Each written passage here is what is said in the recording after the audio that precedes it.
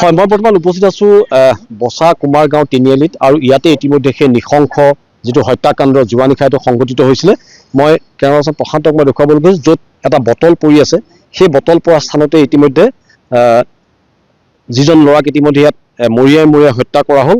সেই ল'ৰাজন ইয়াতেই পৰি আছিলে এই স্থানতে আৰু ইয়াৰ পৰা ইতিমধ্যে চিকিৎসালয়লৈ লৈ যোৱাৰ পথত গোলাঘাটৰ পৰা যোৰহাটলৈ যেতিয়া তেওঁক ট্ৰান্সফাৰ কৰিছিলে উন্নত চিকিৎসাৰ বাবে আৰু তেতিয়াই ৰাজপথতে তেওঁ শেষ নিশ্বাস ত্যাগ কৰিছিল। নিজে দেখিছিল নে?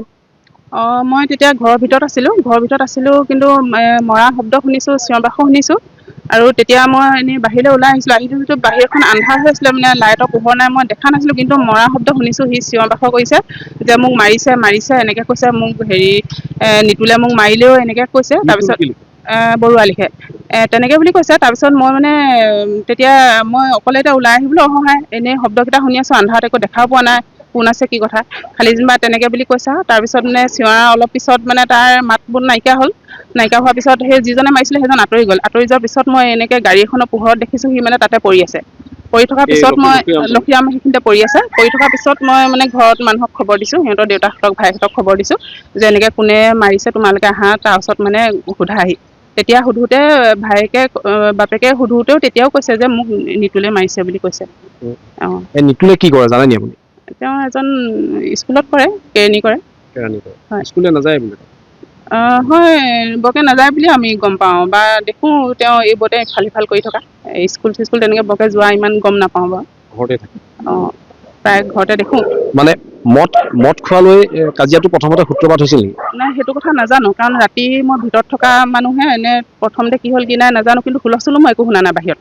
মাত্ৰ মানে মাৰপিট শুনিছোঁ। হয়, মই এই কথাটো ৰাতি 10:30মান বজাত গম পালোঁ। আহি ওচৰত চাবলৈ আহিলোঁ, তেতিয়া দেখিলোঁ হয় তেখেতৰ অৱস্থা একেবাৰে সংকটজনক। লক্ষীৰাম তামুলীৰ অৱস্থা একেবাৰে সংকটজনক। আপোনাৰ একদম সন্মুখতে ঘৰ? মোৰ সন্মুখতে ঘৰ হয়।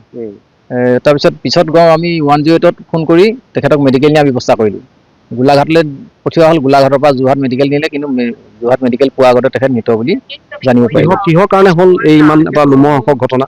তেখেতৰ এইটো কিহৰ কাৰণে হ'ল সঠিক ক'ব পৰা নাযায়, কিন্তু আমি জনামতে তেখেতলোকে দুয়োজনে মদ্যপান কৰে। সেই বিষয়ে কেতিয়াবা তেখেতলোকৰ মাজত তৰ্কাতৰ্কি হয় আৰু সেইটোৱে সম্ভৱ তেখেতলোকৰ কিবা ব্যক্তিগত আশাজত থাকিলে নেকি। যিজনে মাৰিলে তেওঁ কি কৰে? তেখেতে স্কুলত কেৰানী কৰে। কি নাম? কছাৰীহাট হাইস্কুলত তেখেতে নিতুল বৰুৱা। তেওঁৱে মাৰিছে বুলি মানে মৃত যি লক্ষীৰাম তামুলী, তেখেতে হস্পিটেল যোৱাৰ আগে তেখেতে মানে নিতুল বৰুৱাৰ নাম বাৰে লৈ আছে যে মোক নিতুল বৰুৱাই মাৰিছে।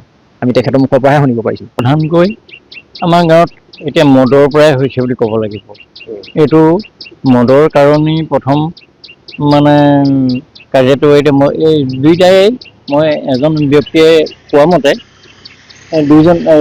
দুইটাই এই চাইডতে মদ খাবলৈ গৈছে আৰু এজন আহিছে 9:20 আৰু আমাৰ লক্ষীৰাম আহিছে মানে 10টা বজাত। তেওঁ কোৱা মতে 10টা বজাত আমাৰ লক্ষীৰাম আহিছে।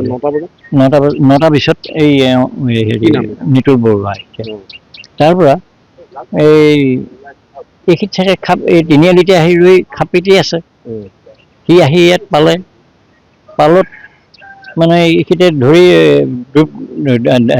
পিটিছে আৰু পেলাই লৈ সেই তেওঁ আৰু এগৰাকী পলি বৰাই আৰু এগৰাকীয়ে দেখিছে আৰু দেখি পেলাই মোক খবৰ দিছেগৈ যে বেয়াকৈ মাৰিলে, গতিকে এতিয়া আপোনালোকে হস্পিটেল নিলে নহ'ব।